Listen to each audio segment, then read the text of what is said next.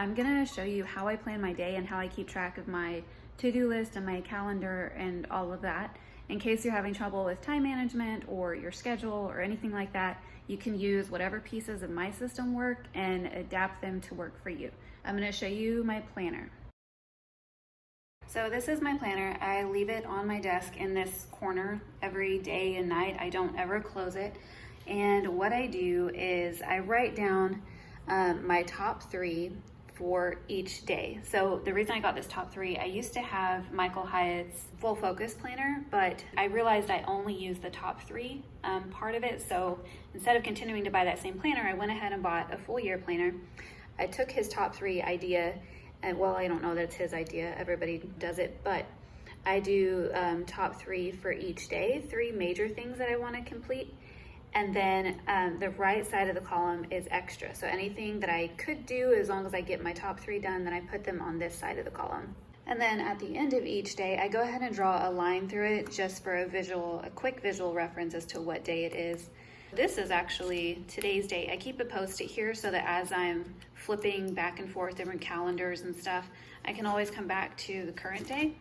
Something I recently started doing up here, my reminders, this is actually my top 3 for the week. I have an accountability partner, and she and I just tell each other 3 different goals that we want to hit for the week, and then I put them up here just to remind me that I need to do them, and then I'll schedule it into wherever it goes. Now, another thing I want to talk about is my to-do list.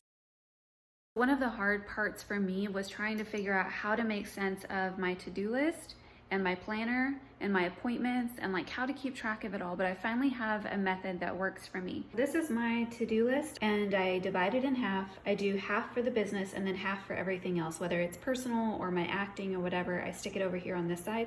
That way, if I'm specifically working on business stuff, I'll pay attention to this side first.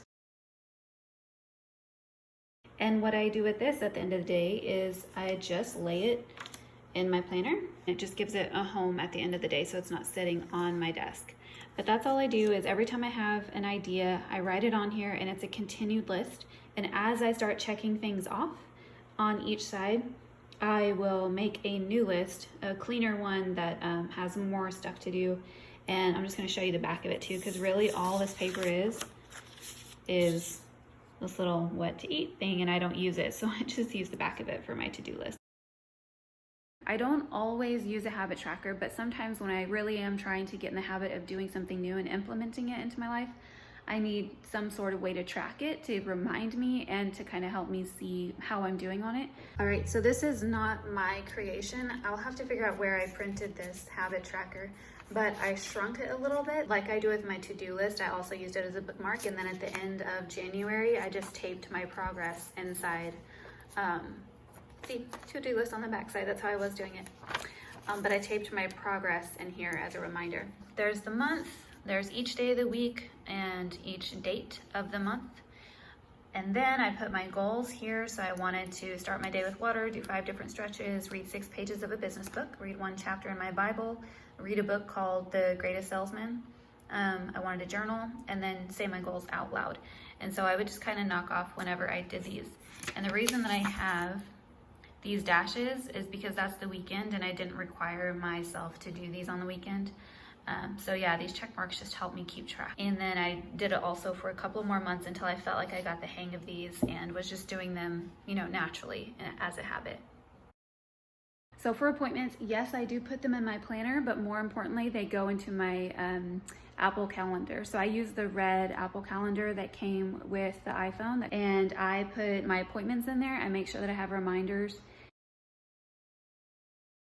That's kind of how I keep track, especially if it's a recurring thing that I do every Tuesday or, a Saturday 3 months from now. I definitely want to have that in my phone so that when I'm out and about and talking to somebody else about like, hey, what do you have going on in 3 months? We're going to take a trip. And I can look at my phone and say, oh, I actually already have an appointment that day.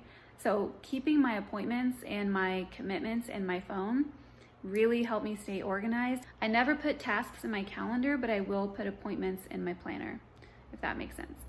So I hope that helps. Like I said, steal what you can and what works for you and try different things. Eventually you'll get the hang of it, and then you'll have your own system that works for you.